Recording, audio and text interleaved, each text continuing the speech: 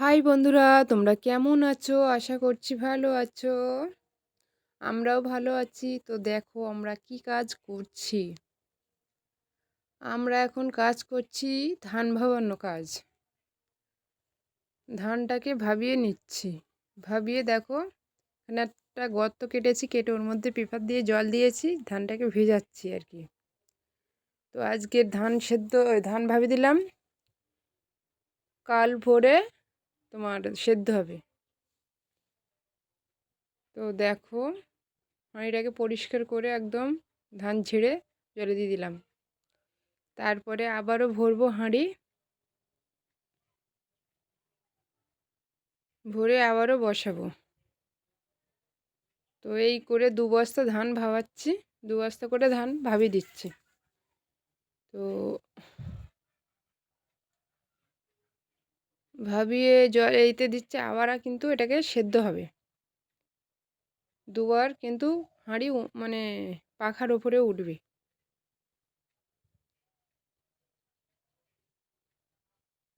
পুরো ভিডিওটা দেখো, আশা করছি ভালো লাগবে। তো দেখো আবারও হাঁড়িটাকে ভর্তি করে নিলাম, নিয়ে আবারও উনুনের কাছাকাছি নিয়ে আসলাম। এবারে দেবো ওর মধ্যে জল, নাহলে তলা থেকে লেগে যেতে পারে, ধরে উঠবে আর কি। তো এবারে দেব।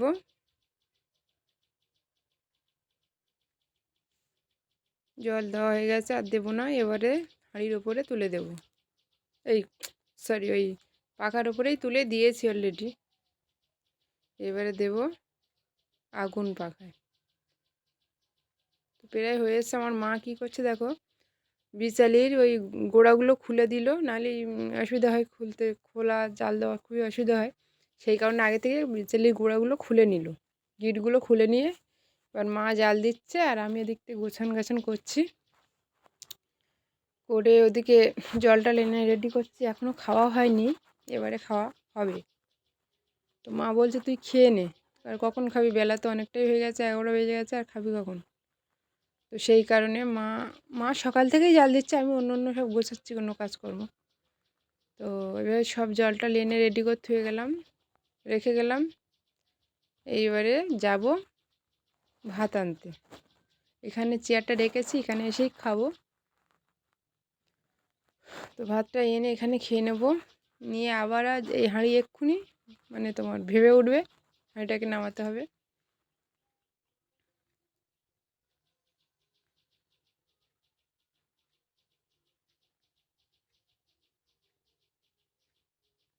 ওই দেখো ভাত নিয়ে আসছি আমি, এখানে বসে রোদ্দুর আছে, এখানে হালকা হালকা, ওখানে বসে খেয়ে নেবো। মা ওদিকে জাল দেবে। আমার জায়েদের বাড়ি থেকে পিঠে আর মিষ্টি দিয়েছিল, পাশের এক জায়ের বাড়ি থেকে। তো মা খায়নি, মাকে বলছি তুমি খাও। মা বলছে খাবো না, আমার মিষ্টি খেলে পেট ব্যথা করে, আর পিঠেও খাবো না। আমি ভাত খেয়েছি, ওতেই হয়ে যাবে, তুই খা পিঠে মিষ্টিটা, তুই খা, আমি খাবো না। তো মা আর খেলো না, ওটা আমি খাবো। আর প্রথমে খাচ্ছি ভাতটা, দেখো কী দিয়ে, জল দেওয়া ভাত, আর ওতে আছে পেঁয়াজ লঙ্কা নিয়ে নিয়েছি, পেঁয়াজ লঙ্কা জল ঢালা ভাত দিয়ে খেয়ে নিচ্ছি সকালবেলা। সকালবেলা বলতে এখন 11টা বাজে আর কি।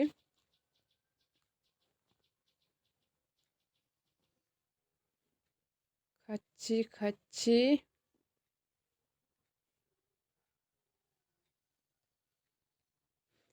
তারপর হাঁটুটা ব্যথা, নিচে বসেও খেতে গেলে খুবই কষ্ট হচ্ছে, তো কী করলাম, চেয়ারে বসে খেয়ে নিচ্ছি।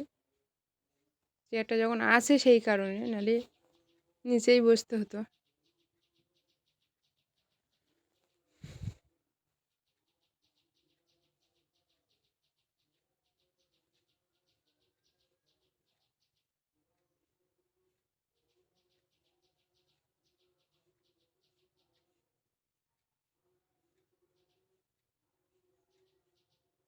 খেয়ে নিচ্ছে, সব প্রায় শেষের পথে।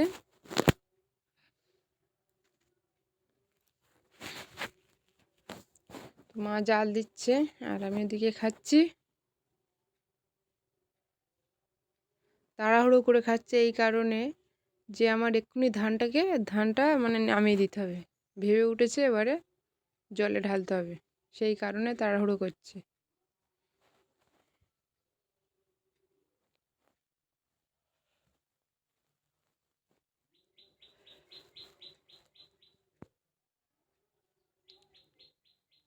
কী দিয়ে খাচ্ছি সেটা তোমাদেরকে দেখাতে যাচ্ছি। দেখো, লঙ্কা পেঁয়াজ দিয়ে খাচ্ছে, সেটা আবার তোমাদেরকে একটু দেখিয়ে দিলাম দূর থেকে। তোমরা ভাববে যে কী খাচ্ছে, মিথ্যে বলছি কি না, সেটা তোমাদেরকে একটু দেখিয়ে দিলাম। তারপর দেখো পিঠে মিষ্টি, এটা এখন খাওয়াইনি, পরে খাবো।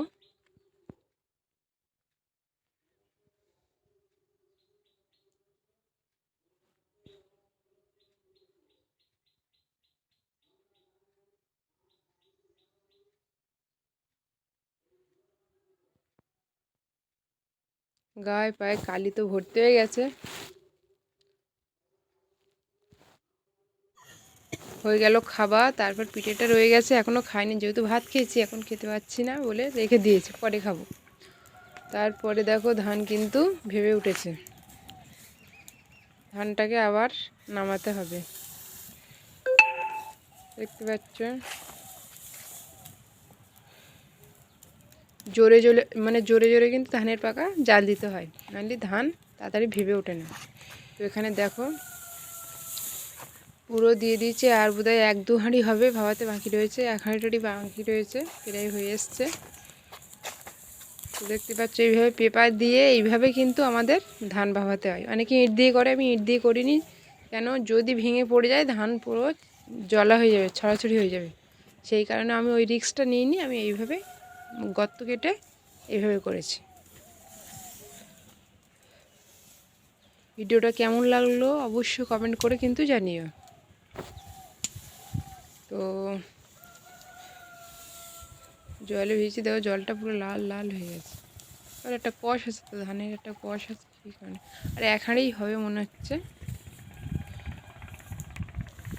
আর এই সাইডে দেখো সেই আমার সর্ষে গাছ রয়েছে কিছু, আর এখানে আছে কিছুটা, এখানে কী আছে না বলছি, সর্ষে গাছ দেখতেই পাচ্ছ। আর এখানে আছে কিছু কুমড়ো গাছ, চলো চারাগুলো দেখে দিই।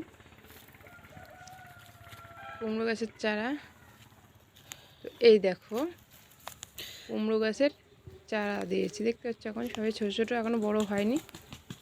কুমড়ো ধরলে তোমাদেরকে দেখিয়ে দেবো, কুমড়ো হলে। উচ্ছের মাথা দিয়েছি কিছু, এই দেখো এগুলো সব কুমড়োর মাথাই রয়েছে, সবই কুমড়ো। আর উচ্ছে দিয়েছি, সেগুলো এখন বেরোয়নি। তো কুমড়ো গাছ ভালোভাবে হলে তোমাদেরকে আবার দেখিয়ে দেবো।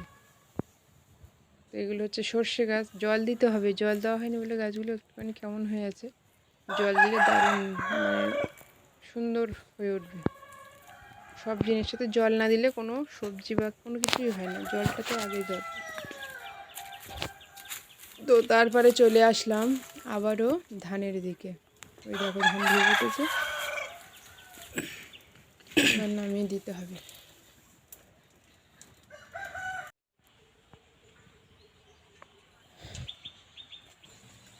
এবারে ধানটাকে কিন্তু আমি নামিয়ে দেব।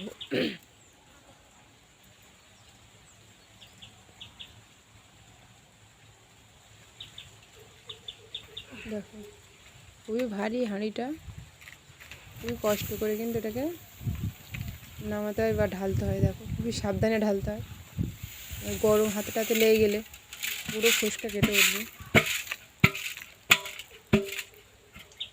তো আমি বেশি বড় হাঁড়ি নিইনি, ছোটো হাঁড়িতেই করছি, কেননা একা যেহেতু করব, বড় হাঁড়ি নিয়ে পারবো না, সেই কারণে ছোটো হাঁড়িতেই আমি ধানটাকে ভাবাচ্ছি। খুব ছোটো না, বেশ ভালোই বড় আছে, কিন্তু আরেকটা আছে বড় হাঁড়ি, সেই হাঁড়িতে কিন্তু আমি করছি না।